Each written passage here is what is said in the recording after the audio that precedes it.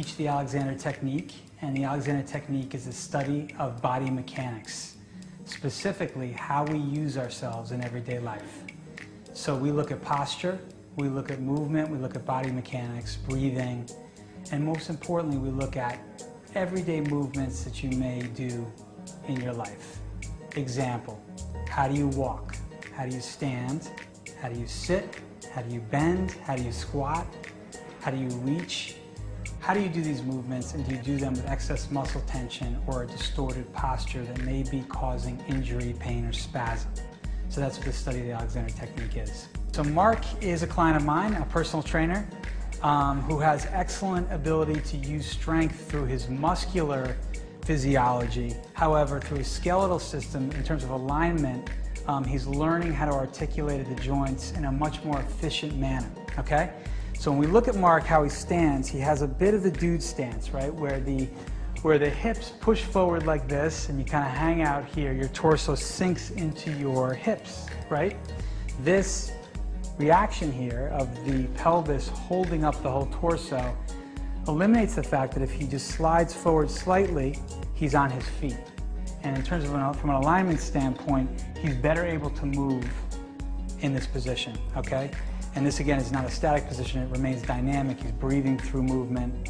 And so we're going to look at how he sits in a chair, because we sit 14 hours a day. So let's look at how Mark sits. Go ahead. Okay. Now, what do we see here in the head and neck, right? We see Mark, when he sits, pushes his chin forward, drops his head back and down onto his spine, and sits in a more compressed state. So what we want to do is lift the skull off of the cervicals, off the atlanto-occipital joint, so it's free and easy here.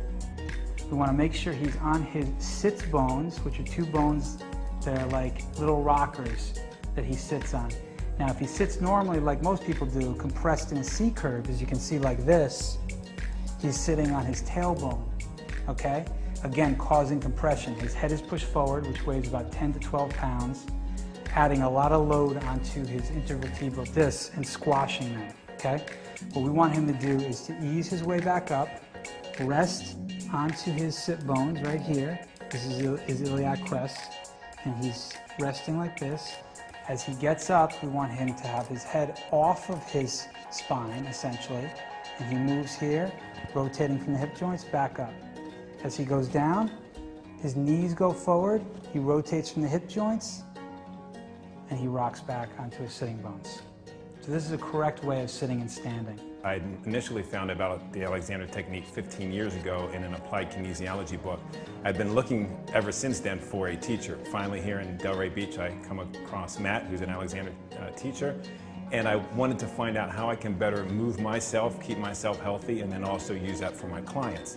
So already in the first couple classes, I've noticed better posture, better ease of movement in myself, articulating my joints more properly, lifting things. As a personal trainer, I'm lifting things very often. I want to be able to do this for the next 20 years.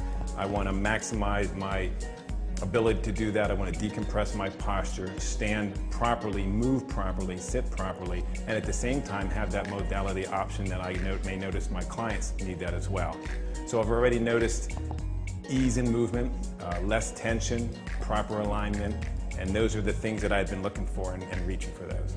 If you are interested in taking group classes or private lessons with me, contact Do 20 Holistic Oasis, and I'm giving classes every Tuesday night from 6 to 7:30. Those group classes have a number of people in the class, and we talk a little bit about body mechanics and how do you use your body more efficiently in everyday life.